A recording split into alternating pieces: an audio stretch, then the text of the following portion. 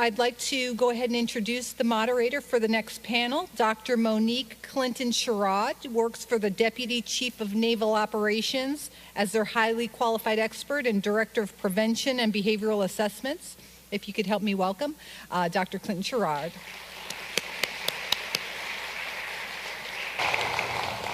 Good morning, everyone. I think this evaluation and metrics panel that I'll be leading will be turning up the heat in here, so you'll have something to keep you warm.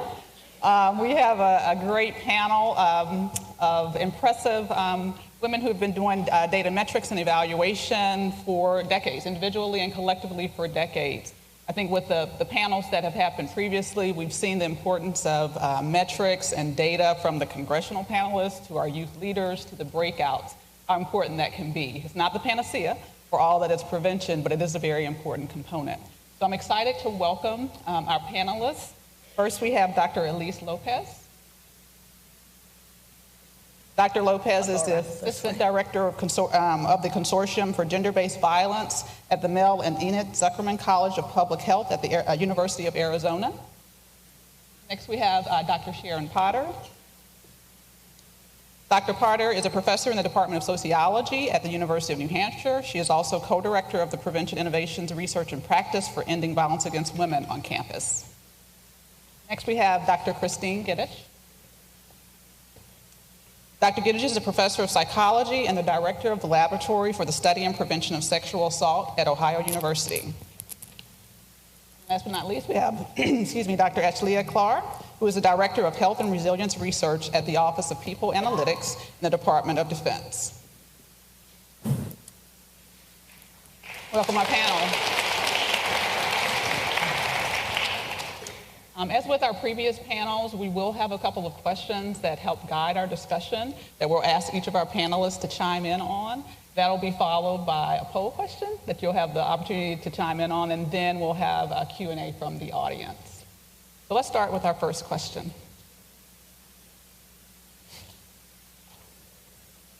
We face many challenges in measuring the effectiveness of our prevention programs. We often want results quickly, with little to no survey burden on our service members and other participants to determine the effectiveness of our programs. Oftentimes, we quickly build programs without considering program evaluation at all. What are some of the concrete ways we can improve our processes to better evaluate the effectiveness of our prevention efforts? We'll start at the end. We're starting with me? Yes. Okay. I think this is a really important question, and I have a unique perspective on this in that I have been in a research role as a faculty member in a research center, but also now run a university-wide center out of our Executive Office of the President that is a whole university-wide initiative. We're a large R01 university with about 40,000 students. And so, from the researcher perspective, it's, then the faculty perspective, it's very much why are our programs on campus not including a robust evaluation? And why are we not providing incentives to everybody and following everybody for a really long time? And then, of course, the administration perspective is, okay, it's April and we've got to roll other stuff out in August. We need to get something on the books now and get it out the door so that we can show we're doing something to prevent sexual assault. Right? So there's this tension there that I think a lot of us are dealing with. And I think when we stop to think about where's maybe like the compromise point of what can we do that's realistic, but that's also going to show us that things are working, I think part of that is being very conscious in the programming that we use and realistic about what it does and where it fits in. I would encourage people to be wary of shiny objects that appear in emails. We are constantly getting emails from random pop-up companies that claim to be experts in sexual assault prevention, and they have this bystander program, and they'll come and do it for you, and it'll be great, and you just got to pay them $30,000 a pop. And there's no research behind it. There's no associated evaluation. They've literally just put together a PowerPoint on some stuff that sounds really good. Right? And it's easy to just pick those things up, and I see universities doing it all the time. Be wary of those things, because every component of a curriculum matters, and every component of a curriculum should have a reason that it's there, and we have to be conscious of that. and critically analyze programs to say, what is in this program? Why is it there? Why do we expect this program to change people? And then when designing an evaluation with it, I always ask people to reflect on, are we actually measuring what we want to measure in this? Is every component of this curriculum that's expected to change people being measured in our evaluation? Are we using questions that our students or whoever is going through this program can understand? Are they interpreting these questions the same way? And so if you're developing your own questions for evaluation, have other people look at them. Have students who are not in sexual assault prevention working with you already look at them and ask them about what they think about those questions. Do they understand them? Do they come out thinking different things about what these questions mean? I also recommend adding in fidelity monitoring, especially if you're trying to scale up a program to a large campus and you're going to have multiple people implementing a program over time. You have to make sure that people are implementing it the same way and the way that it's intended to be implemented. Because if you have facilitators who are doing it differently everywhere, you're going to get invalid results on your evaluation. It becomes basically useless. And also, sometimes when facilitators get really comfortable with something or they think they know something really well, they may start to get lax, and it's good for them to have ongoing feedback about their facilitation skills or about things that they can strengthen in their facilitation of the curriculum. So those are some of the main points that come immediately to mind for me in my experience. Thank you, Dr. Lopez. Dr. Potter. So I just want to thank you for having me today. It's absolutely an honor. And for someone who's spent their career, trying to prevent sexual violence, this is just an incredible experience. So thank you. So for almost 20 years at the Prevention Innovations Research Center, with actually two of my colleagues who are here today, Jane Stapleton and Mary Moynihan, we have been developing, administering, and evaluating bystander intervention prevention strategies. We have bringing in the Bystander, which is an in-person program, the Know Your Power Bystander social marketing campaign. We have 2 bystander video game prototypes that we had the opportunity to build with the Tilt Factor Lab at Dartmouth. And we also have a prevention and safety app that's being tested on 22 campuses. So with lots of experience in program evaluation, I guess the first thing I would say is this is really messy. This is not like having rats in a lab. I think President Hanlon said that earlier. And these are people that we're looking at and trying to test, and they have complicated lives and live in a complicated world. And I'm not saying this to get you off the hook of doing evaluation. I'm just saying this to let you know that we feel your pain, and we've been down those trenches, and they're not easy. And the other thing I would say is that we spend so much time thinking about program implementation and what programs to pick and how we're going to administer it, and often evaluation is an afterthought. And our suggestion in our work, evaluation comes at the very first step.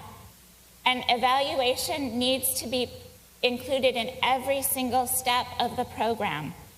And so thinking about it, we think about when you're at the very beginning and deciding if you're going to adapt a program, if you're going to develop a program, what you need to do is really get input from the target audience members. And one of the best ways that we've been able to do this at campuses around the country is to do surveys and do focus groups. And because sometimes you think you have a brilliant idea as a prevention specialist, as an administrator, as a faculty member, and you go to our target audience members, these 18 to 24-year-olds, they have a lot of opinions. And the brilliant thing about these 18 to 24-year-olds is they're very honest with their opinions and willing to share, especially if you give them a safe environment, a respectful environment, and pizza. They'll do so much for pizza. And so really, it's crucial that you speak to the target audience before you spend a lot of money and waste a lot of time. And the other thing is when you're thinking about prevention programming and evaluating it, you also need to know is one program can't be everything to everybody, and really think at who you're going to be targeting, right? You think about the commuter students, all the different populations, the students who are more marginalized, you know, the undergraduates, the graduates, and really think about what your prevention program is going to do and who you're directing it to. And so again, these facilitated focus groups give you a really good start to your formative evaluation. The other thing that these wonderful 18 to 24-year-olds do is they can help you with the administration of the campaign, of the prevention effort, and they can tell you how these efforts will work into their daily lives. So I can't say enough about talking to the target audience. And just really quickly, one great example is a few years ago, our research center had the opportunity to adopt our social marketing campaign for a U.S. Army post in Europe. And we brought our social marketing campaign over to a focus group with some of the soldiers who were stationed in Germany. And we showed them these images that were actually testing quite well on campuses in the United States. And they looked at the images and they were like, all of those people in the images have hair. None of us have hair, right? We all have these really short haircuts where it's pulled back. And that's a really important lesson that Jane and I and my other colleagues have written about, is this concept of social self-identification. If people don't see themselves in the prevention strategy, they focus on all the things that doesn't fit: clothes they wouldn't wear, situations they would never be in, things they'd never say. And all of this money that you've spent on the prevention strategy goes out the window because the message doesn't resonate. Thank you, Dr. Potter. Dr. Gibbons? Okay, good morning. Also, thank you for having me here. I am on the faculty at Ohio University and have been on the faculty for 31 years. And I want to preface my comments with saying that I'm a researcher at heart, and that's where my identity lies, but at the same time, I consider myself someone who's an advocate, who's, I think, an integral part of our university's efforts to reduce sexual assault. I serve on task forces and work directly with students. I've also developed a program, a feminist self-defense risk reduction program that I've been evaluating for many years and have been involved in the evaluation of programs really for the past 3 decades, and it's really changed over time. One of the things that I want to say at the outset is that being here yesterday, working on our college campus, witnessing the Me Too movement, there's a sense of urgency about these issues. We're all here because of this sense of urgency. But I want to say this isn't the first time in the last 35 years where there has been this sense of urgency. And I think I applaud everybody for wanting to capitalize on what's going on in the broader society and to focus our efforts on prevention. But sometimes when there is a sense of urgency, people rush, right? And they want something that's going to work and is going to work quickly. And what I'm going to say is that, change takes time. And when we're building programs, it is absolutely critical that, backing up what Dr. Potter said, is that we build the evaluation in up front. And I realize that there's this tension where you have to do something, but otherwise we run the risk of just checking off boxes. And so that evaluation has to be, in my opinion, built in up front.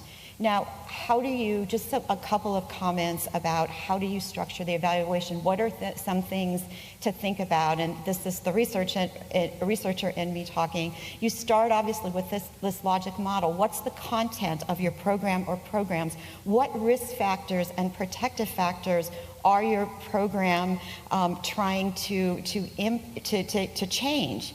And then you look at your outcomes, both short-term and long-term impact, which for many of us, or all of us, the long-term impact is that it should be reducing the prevalence of sexual assault.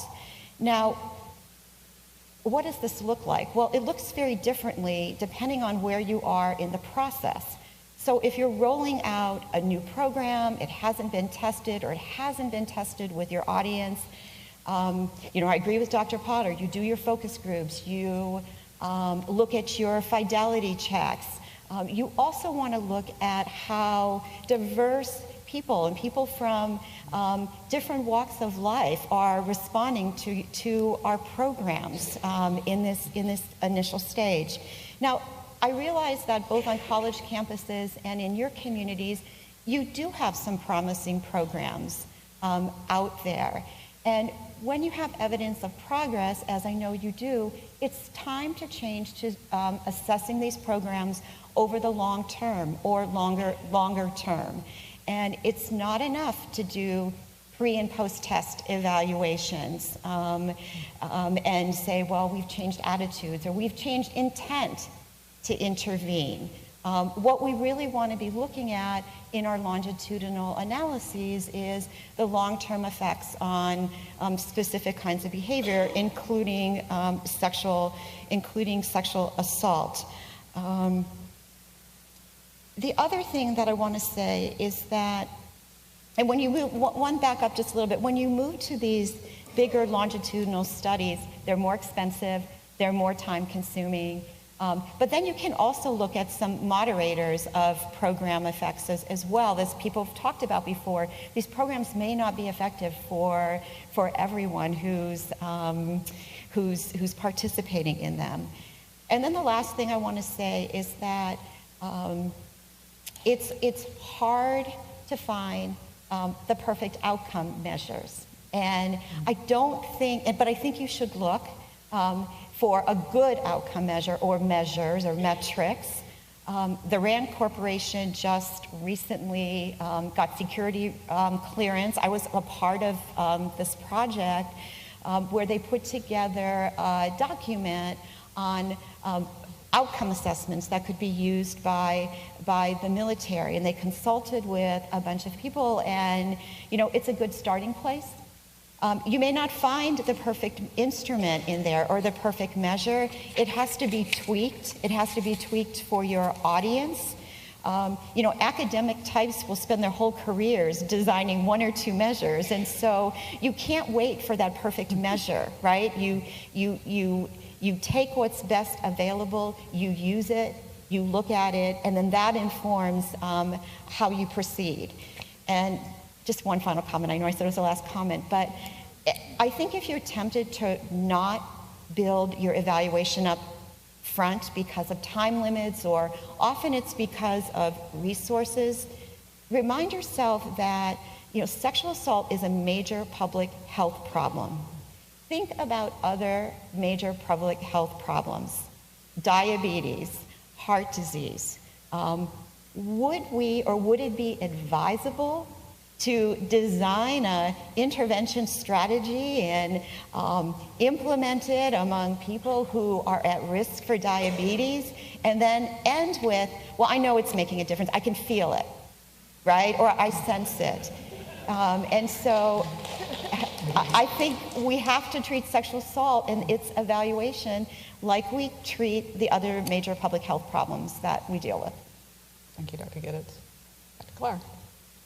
That was a perfect segue to what I was thinking about, talking about. This conversation is, for me, drawing a lot of parallels to my training as a clinical psychologist. So in psychology and psychiatry, we've wrestled with a lot of these same questions in the domain of how we evaluate the effectiveness of therapy, talk therapy, right? So most of you, if you think back to your Psych 101 course, talk therapy has been around for over a century now, starting with Freud and others. And in the beginning, it was very much this idea that, we have this theory about the way that the mind works and the way that behavior works, and we think that this is a way that we can modify it by having this back and forth conversation between two people. And people were like, yes, this is great. I like this. It feels good. It really took off. Now, of course, psychotherapy, talk therapy is just a common part of our lexicon and a common part of our shared experience that we are all aware of. But in the beginning, there wasn't really evidence necessarily that it was actually doing what it was supposed to be doing. And so sort of gradually over the course of the past century or so, more and more researchers in this space have started to say, wait a second, like, how do we know that this is actually helping? And it's been a really long, hard conversation, again, over decades. There, initially, as folks started to try to take a more scientific approach to measuring psychotherapy, there was a lot of pushback. You know, folks were saying, basically, this is too hard. You know, we can't, how can we have a randomized controlled trial with therapy? It's not like medicine. It's not like, you know, you get the placebo and you get the medicine. Like, what's your control for therapy, right? Is it nothing? Is it talking to someone, just, you know, having casual conversation? Is it talking to someone about specific topics that are not your mental health problem? You know, what is that? So the field has wrestled with that, and like, what are the right controls if we're going to try to study this from a scientific perspective? So there's been pushback along the way, but I would say the field, if you look over time across many decades, the field has come a really long way, and that we know a lot about sort of what works for what types of problems, for what types of people, you know, the dosing, how many times do you have to see your therapist, how often, all of these questions that have been tackled in the mental health space, I think, you know, align really well with the questions in trying to enact programs in this space. And there's still so much that's not known. But again, there has been a lot of progress. So like one example is when you think about treatment for autism in young kids. You know, decades ago, the prognosis for a young child with an autism spectrum disorder is very, very different than it is now because of early detection and early intervention that was developed through this rigorous approach to testing. Not just, oh yes, you know, we think that doing this will make it better and it feels good, right? People tell us it feels good. That doesn't give us the information that we need to actually make the kind of progress that's required. So some of the things that the field has learned in psychology, psychiatry is one, that basically everything about a treatment matters. So it's not just, okay, you have to follow this set of steps. So cognitive behavioral therapy, gold standard treatment for many of our mental health disorders, but it doesn't work for everyone, and it doesn't work just by sort of following a cookbook approach. So one of the things that we know is very important is the relationship between the therapist and the patient. If the therapist and the patient don't sync, you know, if the patient doesn't feel a rapport with their therapist, it doesn't matter if the therapist is sort of following all of the right practices and implementing all the right strategies, saying all the right things, it's not going to be effective. And I think the same thing applies in this space. Like, it's not just enough to say, yes, we're doing this training, but like, how is it being done? I mean, that's just as important as what's being done. Another thing really important that the field of psychology and psychiatry have learned as they've started to measure things better is that there can be harmful effects. And this was something that was touched on yesterday. Not only are some treatments not effective, but some of them actually do more harm than good. A classic example of this in the therapy field is there were folks who wanted to bring together young adults, adolescents who had conduct problems for a group treatment, a summer program where they would be taught, you know, pro-social behaviors, they would be positively reinforced for their pro-social behaviors, which in theory sounds great. It's based on good science. Like, we know that positive reinforcement is a very effective tool for shaping behavior. And yet when folks started to actually measure this approach in a systematic way, they learned that it was actually making these young adolescents worse. They were becoming more delinquent as a result of having participated in this program. You know, the mechanism there hypothesizes that, you know, you bring together a bunch of delinquent kids, they're just going to learn from each other sort of how to be delinquent more effectively, how to evade the adults more effectively, right? It's that peer group that matters more to them than what the adults are teaching them or trying to reinforce in that scenario. So the possibility of doing more harm than good is a real possibility in this space. And so if we don't measure it, we don't know. So, you know, you might have a couple of different programs at your campus. Maybe one of them's working and one of them is causing harm, and they're sort of canceling each other out. So unless you're measuring it at the program level, again, you just really don't know. So the last thing I'll say about this is I think one of the things that's been really helpful in this space maybe surprisingly, is the role of the insurance companies, which it's unusual that the health insurance companies get to be the good guy in any of our stories that we tell these days. But in this space, what happened is the insurance companies basically said, look, like, we're not going to reimburse for any psychological treatments that do not have an evidence base, that are not empirically supported. And, you know, that's how you really force change, honestly, is to get folks to think about the bottom line. So I think that that's a place where leaders and decision makers can really have a positive impact in this space if similarly, funding decisions are tied to the ability to demonstrate that there is some evidence base, or at the very least that there is a plan from the outset that an evaluation will take place with the execution of a particular program. Thank you. We'll move on to our next question. We sometimes look at our reporting rates of sexual assault and our survey results, or estimates of sexual assault and harassment occurrences, and wonder if they are metrics or indicators of success or failure. And this came up a little yesterday. Are these the metrics we should be looking at to measure our program effectiveness? I think that's a really good question, and I think it depends on what we're doing, whether those are an indicator of success or failure. For example, we want reporting to go up on college campuses, and if reporting goes up, then we're going to see more instances reported, and so it's not necessarily a bad thing in those situations if we see reporting and incidents go up. But I think when we're talking about individual programs, I think we have to be really careful with how we talk about measures of success for a program, because I think a lot of times when we think about sexual violence prevention programming, we're thinking that that particular program is going to be a straight shot bullet to preventing sexual assault. And out of everything, out of all the thousands, millions of dollars we've spent on sexual violence prevention programming, we don't see that. There is literally one program, Charlene Sen's Flip the Script program, that showed strong, empirical, unequivocal evidence that it directly affects rape.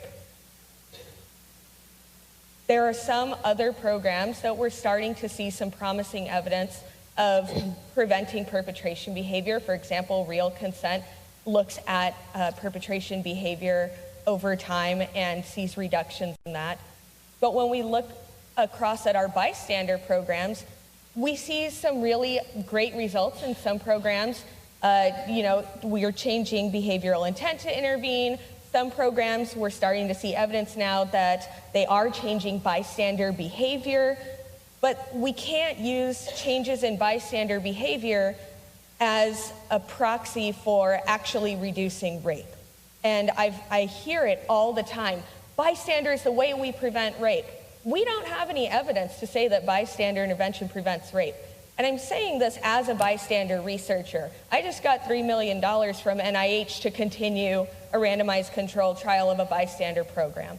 I believe that bystander is an important component, but we can't overpromise with bystander or other programs that immediately. And I think when we're also thinking about a comprehensive approach to sexual violence prevention, we really need to be thinking of how are our initiatives, our policies, our procedures, and our programs working together to prevent sexual assault from happening. It's not that we're going to do one or two programs and that's going to do it for us. So, in terms of metrics, we may have lots of different things going on, but the outcome measures for them may be different, but yet together they may have a prevention effect on our campus or in our institution. So we may have some programs that are dealing with antecedent risk behaviors that we know are really strongly associated with perpetration of aggression, right? And if we can deal with those, we may see less perpetration of sexual assault or less severity.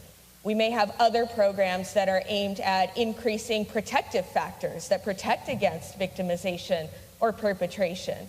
And that's really great. And when we have all of that working together, we may see a prevention effect. And again, like we talked about earlier today, it's hard to give causality to one single program when we have lots of things happening on a campus, and I think sometimes we need to be okay with that. But we do need to be doing that critical assessment of each component along the way and looking at, is this program achieving the prevention effect in the specific area that we expect it to be working in, whether that's alcohol, whether it's dealing with hostility towards women and rape supportive attitudes, whether it's changing environmental factors that facilitate aggression. I don't think we do enough looking at environment, whether that's physical environment or social environment, policies that facilitate perpetration of aggression. I think we could be doing a lot more there in terms of our comprehensive plans, and then bringing that back to metrics.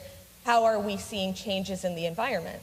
So, for example, I do a lot of work with bars, right? Alcohol serving establishments, especially around college campuses. I mean, there is plenty of empirical data that shows that where you have a high density of alcohol serving establishments, you also tend to have hotspots of police reports for physical and sexual crime reports.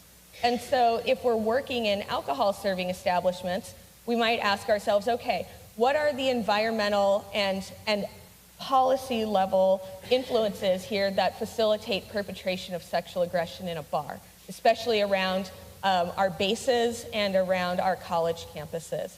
We'll look at things like physical environment, the ability of staff to surveil what's happening with patrons, but we'll also look at things like their alcohol pricing policies. Are they doing things like having 25-cent shots for ladies, no cover nights for ladies, $1 you call it's for ladies, right?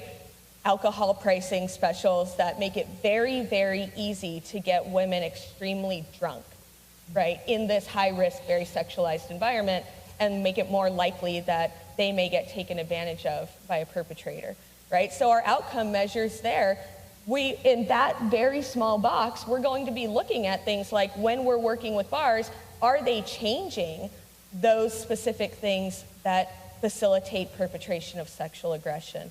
And that becomes a larger picture when we look part of the larger picture later, when we're starting to look at things like changes in police reports for violence or doing climate surveys on our college campuses. So it's a yes and no, I think, for me, about, yes, this is our goal. We want to prevent rape from happening, but we have to be careful of not overpromising with programs and be realistic about what are certain programs doing. I hope that we will find more magic bullet programs like Flip the Script that have a direct, empirically supported, strongly empirically supported link to rape prevention. But as far as I'm concerned, the data show that the rest of it, even the things that really we're saying, wow, these are things we should be implementing, they work, we've done a lot of studies on them, they really get at a piece of the puzzle, I think. Thank you. Dr. Potter? So before I answer the question, I just kind of want to give a little context to what my colleague Dr. Lopez just said.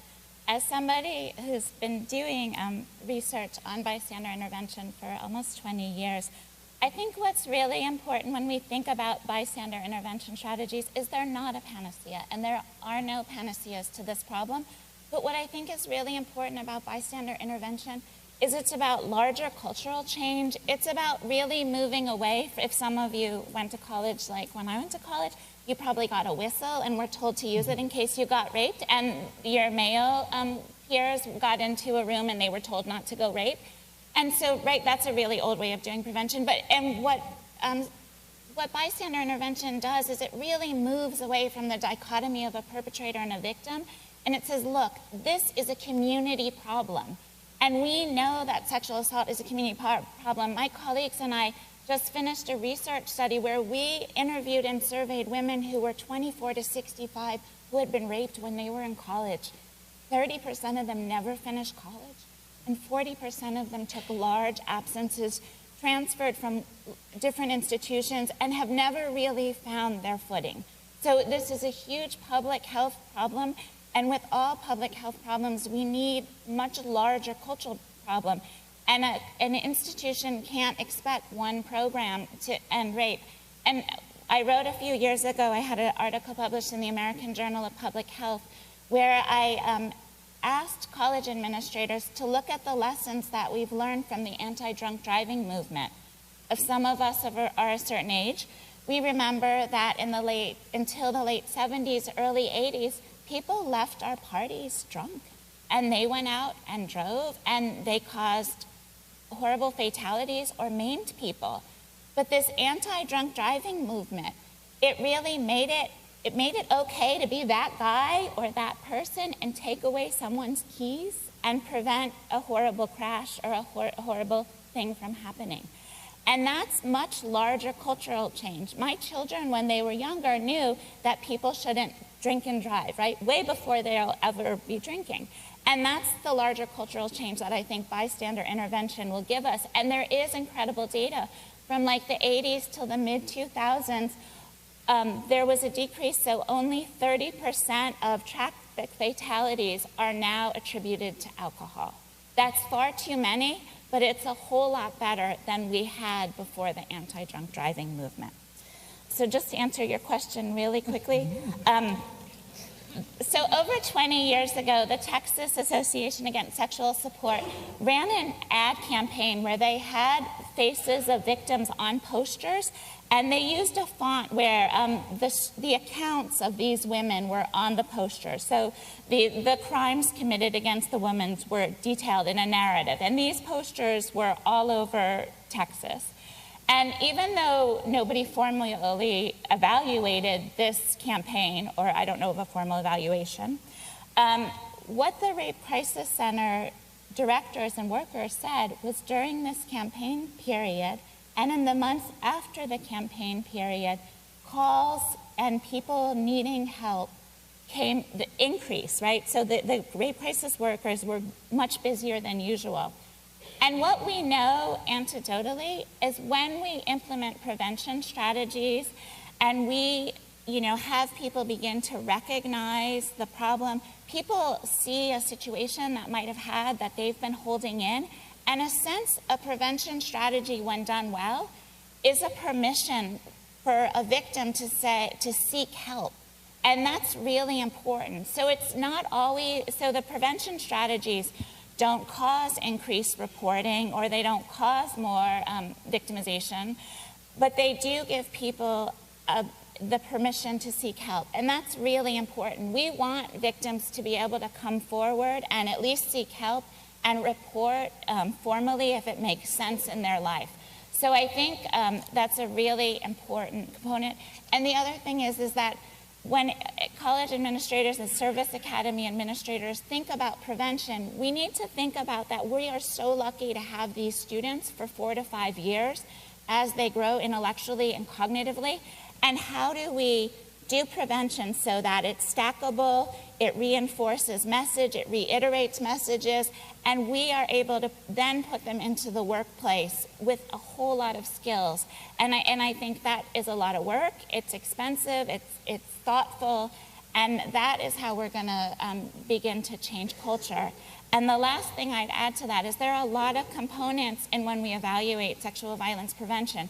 We know that we have to make people aware of the situation, we have to give them knowledge, and then we have to provide them the skills so that when they see difficult situations where sexual harassment or assault are occurring, about to occur, or after it occurs, that they have the skills and the confidence to respond. So I should probably... Thank you, Dr. Flatter. Dr. Githich.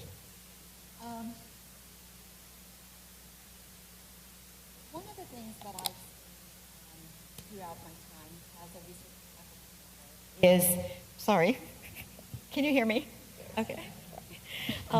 When I first started doing this work, what colleges would do is, and what I would do, be it was a part of, is we would administer one program, evaluate it, look at whether it affected sexually aggressive, because we in the college samples measure sexual aggression as well as sexual victimization, and lo and behold, it didn't work. Okay, so that was maybe the first decade or so, maybe not quite the decade to figure that out, that a single program is not going to work. And then what I've witnessed over time is that people increasingly are administering lots of programs. We have speakers come in. We buy internet online programs, and we administer lots of programs with maybe the underlying assumption that more is better. And I mean, there is data that would suggest that a little bit more is better at least, right? But we kind of throw everything at our students in a way that's not particularly well integrated. And so, you know, to answer the question about like looking at rates of sexual reporting, right? And you can look at them reporting on anonymous surveys, right? On anonymous surveys, the gold standard is the reporting should go down in most instances, right? Over time. Now, reporting to authorities and formal support providers, that'd be a function of, as my colleagues said, increased awareness, right?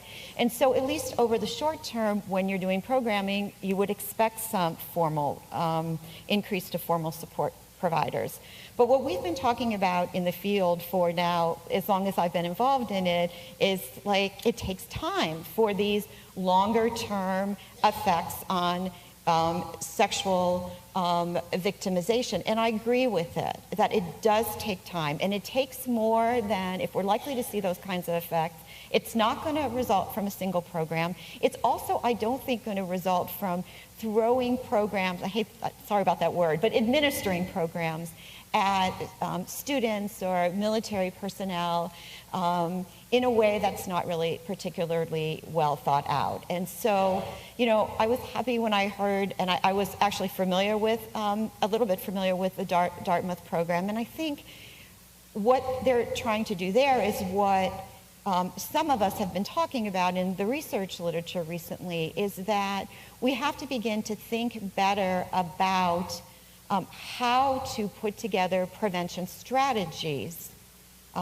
in such a way that the messages build upon each other over time and our students are developmentally ready to hear the messages. So as someone who does bystander intervention or been involved in some of that myself, you know, we need to think about what's the right timing for bystander intervention and training. You know, maybe the first year on campus is not the best timing to implement a widespread bystander intervention program. You know, kids want to fit in, right? They're 18 years old. You're hoping you're not going to get called on in class. And then you're telling, you know, students on your campus, stand up, speak up, you know, when you see something that makes you feel uncomfortable. Well, you know, they might not quite be developmentally ready for that. And so I think, you know, yes, I do think the gold standard is looking at rates of victimization and monitoring them over time.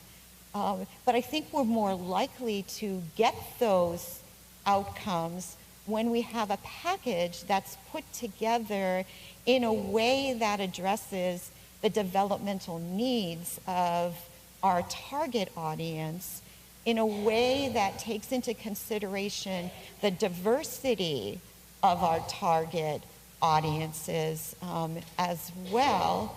And so, yes, we should see those changes.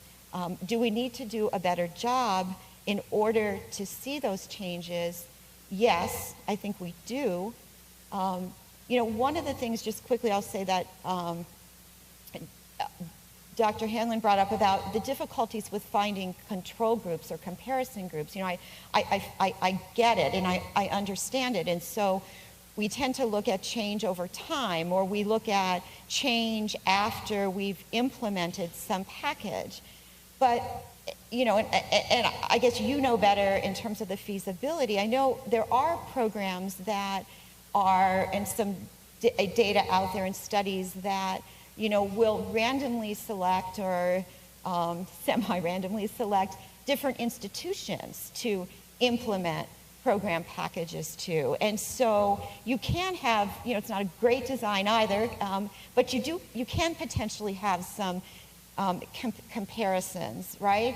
You have, you know, numerous facilities. So if the military is rolling out more of a strategic plan with multiple components, you might consider rolling it out a different basis at different times. And so you have, you know, a natural, like what we call waiting list control. So you don't have to, I mean, I don't know, but it gets back to this issue of, you know, if you're not building in an evaluation, you are potentially responding to a sense of urgency and responding to it in a way that you're not really going to know whether your efforts are making a difference or not. And I think we're kind of getting to that point where we really need to do that. Thank you, Dr. Giddens. So not a whole lot I can add to what's been said, but one thing I will say with regard to the prevalence data and the reporting data, I do think that these are critical pieces of data for us to have to understand the progress that we're making towards our ultimate goal of reducing and eliminating sexual assault, sexual harassment. So in the Department of Defense, we're in the unique position of being mandated by Congress to scientifically assess prevalence for sexual assault every other year in the active duty, the reserve and guard components, the civilian, DoD civilians, as well as at the Service Academies. And so we have been tracking for over a decade now the occurrence of the crime, as well as then reporting data. And of course, looking for the occurrence to go down while the reporting increases to widen or to lessen that gap between prevalence and reporting. So it's amazing data. I will say, like, getting to work with this data is such a privilege as a researcher, but it's not enough. It certainly doesn't tell us whether or not particular programs are doing what they're supposed to be doing. So we need this data. It tells us kind of how we're doing towards our long-range goals. It tells us sort of where we should be focusing. It helps us think about how to design interventions by telling us sort of, you know, who's more at risk, where are these problems occurring. If we didn't have these data sources, we wouldn't know any of those things. But again, it doesn't tell us whether a particular program is working. And so to echo what's already been said, you know, we need to measure for a particular program. You have to figure out what is this program trying to change and then measure that. It has to be much more closely linked and proximal with that particular program rather than trying to link back up to our big long-range goal of reducing rates of sexual assault. These rates are multi-determined. It's super complicated, right? Like one program is not the thing that's going to move the needle on that. There are factors that influence those rates that are very much broader, you know, societal factors, the nature of your population. Has your population changed? Do you have more people who are at risk for victimization, more people who are at risk for perpetration? All those things that influence the rate of sexual assault that are not your specific program that you've implemented. And so in order to understand whether a program works, you have to measure it at a much more fine-grained level. I mean, we've all talked about randomized control trials are the gold standard. Sometimes, you know, it sounds hard, but if you're going to roll something out, instead of rolling it out to everyone, roll it out to half your folks and see what happens. But you have to do that from the beginning, right? You can't go back and do that. So I would just echo what's been said as well, that, you know, in all of our sense of the urgency of these problems, that if we implement something without thinking about that evaluation piece, you can't go back in time and evaluate. You have to do it first. Thank you. Thank you for those insights. We want to now, before we open up the floor for your questions, do one of the poll everywhere questions. I think that should pop up, but the question is, does your college, university, or service academy conduct surveys to estimate the rates of sexual assault and sexual harassment experienced by your students, cadets, or midshipmen? And this is a yes or no. So you can take, and hopefully folks still have the information from yesterday for the poll everywhere response. But we'll also ask that folks go ahead and join us for questions that you may have. There are mics in the aisles if you have any questions for our panelists. So there we go. So a large proportion are currently indicating a yes, which is good.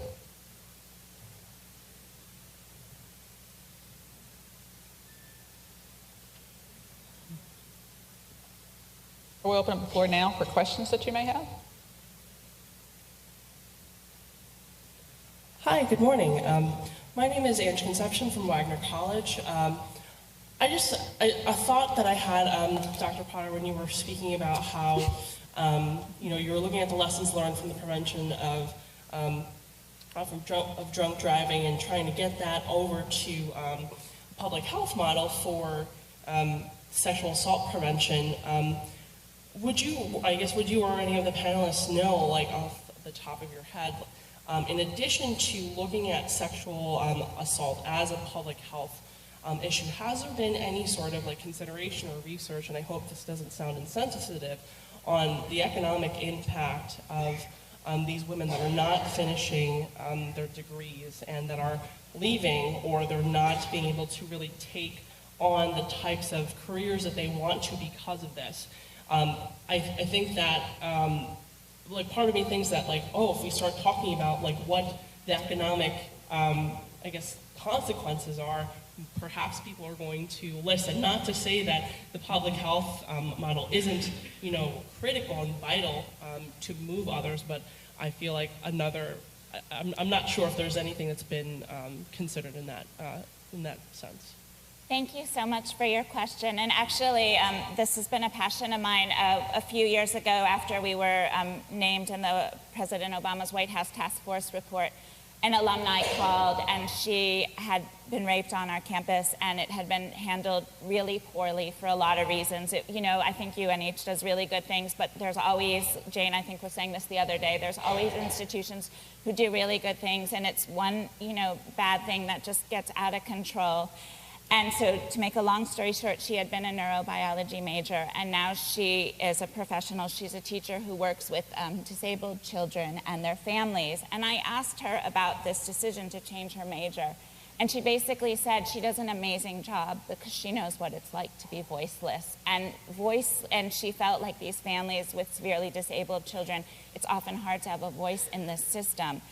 And voiceless was how she kind of described her experience to seek justice. Brookings Institute looks at, if you look at people who are biology majors, over the course of their lifetime, they make $1 million more than education majors because education teachers are so woefully underpaid. But this made me realize, like, the human capital loss that we are losing when men and women are raped on campus. And this is one of the things I'm working with some community colleges, even though rapes do not happen on community colleges because they're mostly commuter colleges. They're losing students, and they have people failing out of school, and they have people who don't come back to school. So that's a financial loss when people are sexually assaulted and can't come back to school. So I'm hoping maybe money talks, and maybe this will incentivize campus leaders to also think about sexual assault. Thank you. Take another question. Good morning, and thank you for your perspectives today. Lieutenant Commander Graham Lance from the Coast Guard Academy. I'm a Special Victims Counsel there, so I represent survivors throughout the investigation and military justice process. I would say that survey and prevalence data is an enormous source of comfort to the people I work with, to know that they're not alone. But before law school, I was a Marine casualty investigator, so I would go out and figure out why a commercial ship sank and try and like Senator McSally said yesterday, figure out what in that causal chain of events caused it to happen. That particular one, right? A survey of why people think ships sink would not be particularly helpful. So we need to figure out each one and then look for trends. So I'd be curious to know what sort of measurement and evaluation goes on out there to see and maybe program failure is too harsh a term, but when an assault does happen on your campus, is there an effort to look at the survivor about what their experience was and interview them about it, or talk to the offender about what their thought process was, or maybe even some of the folks identified in the police report as having been witnesses to it that weren't intervening bystanders, and why they didn't intervene, or if they did, why it didn't work. Just curious to see what the thought process there. I know my clients have told their story many times, and that's one thing that we get a lot as feedback, is that they've told it too many times. But I feel like a lot of them, if they're told that maybe some good would come from telling it to a researcher one more time, that they'd be certainly happy to do that. Thoughts? I can jump in a little bit. I mean, we don't specifically, in my research lab, the focus is on evaluating programs, but we have done some work looking not at individual cases. So we've looked in the context of a few research studies that we've done at sexual assault disclosure on college campuses. So I think that maybe that gets at, not exactly what you're asking, and increasingly there is research, and actually was a study recently published by one of my former doctoral students, Dr. Christina Dardis, that actually looked at responses to sexual assault disclosures in the military. So if you're interested in that, I don't have the citation off the top of my head, but it does look at what people's experiences are, who they report to, what kinds of factors are helpful, what kinds of factors, are not helpful. They look at such things as, like, when they make a disclosure, does the person try to take control of the situation? Because sometimes we see, and people have good intentions, and so they want to tell the survivor, like, what to do, right? But in fact, that, as you probably know, it doesn't lead to a more adaptable reaction, or it doesn't really help the survivors. And so we've looked at, and I think the literature has looked at, who do people tell? And people tend to tell their friends more than they tell, especially on college campuses, more formal kinds of support survivors. And then what are the kinds of reactions that particularly are helpful? I also know that there's some work going on right now that's underway where Dr. Edwards and then Dr. Ullman have developed a program to address, they've developed a program that deal with sexual assault disclosures. So to try to teach, and it's college students at this point, what to do or what is helpful if you should get a disclosure about sexual assault. And so I know that study is underway as well. So I think we're thinking about it. I don't know if that helps, or I hope it. Yeah, thank you very much. Thank you, Dr. Giddich. We unfortunately are out of time, but hopefully you will be able to seek out our panelists after this presentation. I do want to thank you all for the insightful feedback that you gave us. Thank you.